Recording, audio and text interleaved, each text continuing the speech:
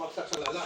So ngayon pa lamang, dadali po namin siya sa Hong Kong agent. Kami yung bahala, kaming gagastos. Oo, opo sir. Di ba? Kasi malala po ito, pati ako, nananakit na kita ka. Wala nang respeto yung buong pamilya niya sa kanya.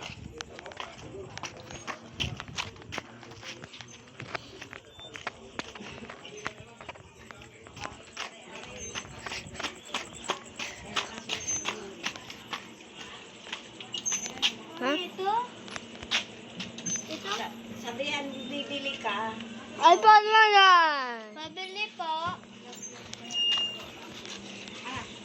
Ice cream. Ay, nakasarado. Cô đâu qua bạc thập với sao? Đã về mà. Để tôi in tuổi sister.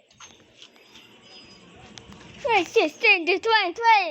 Tôi sister từ tuổi. Yeah.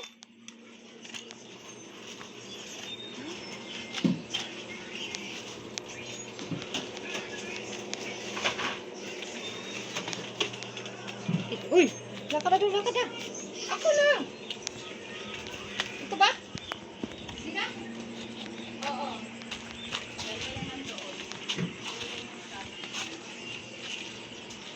Hilok na sa'yo.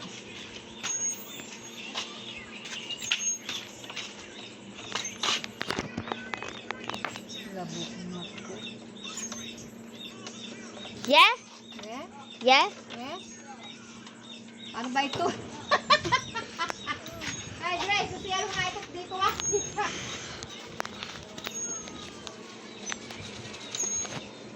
Dre, tawag ka. Ayaw ito. Saan na tayo? Ano dyan? Tinta na! Watermelon. Watermelon 10 din? Watermelon? 10?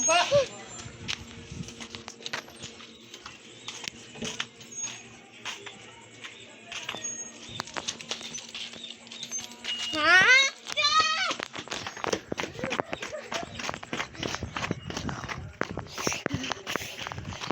Ay, pang ano? Ay, pang...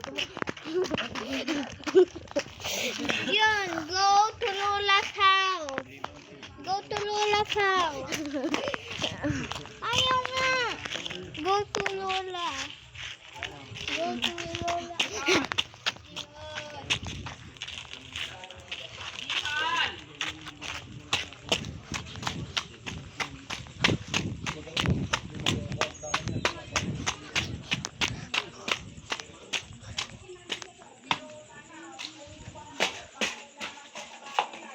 Hindi, kaya kung ganyan na sa inyo mga kap, huwag nyo na muna paalisin. Tapos, kailangan kinakausap nyo, pinapanood nyo ng Netflix, panoorin nyo Wanted, ang series, at Channel 5, 10 to 11, panoorin nyo ng Idol in Action, manood siya ng Frontline Pilipinas, ng Wanted sa radyo.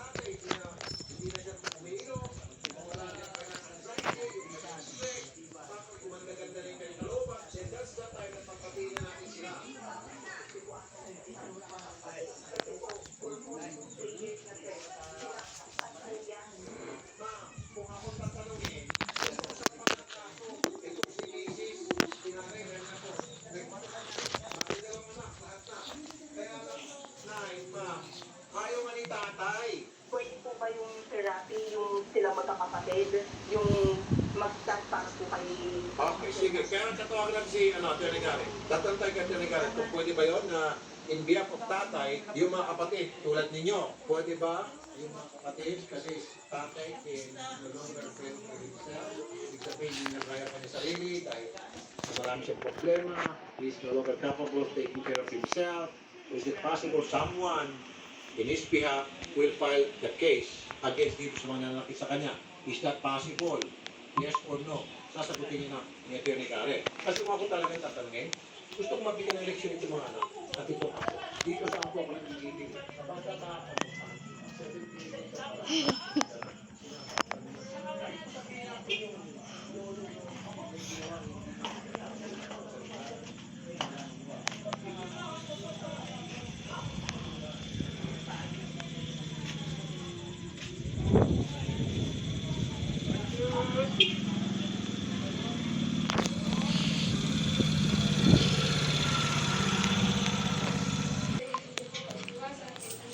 po kayo, yung problema nyo nga po sa bahay ni Nanay Lucena, kayo muna po ay Yeah! aagaran. Yeah! Ma'am Nina, no, nalilito po kayo. Yeah!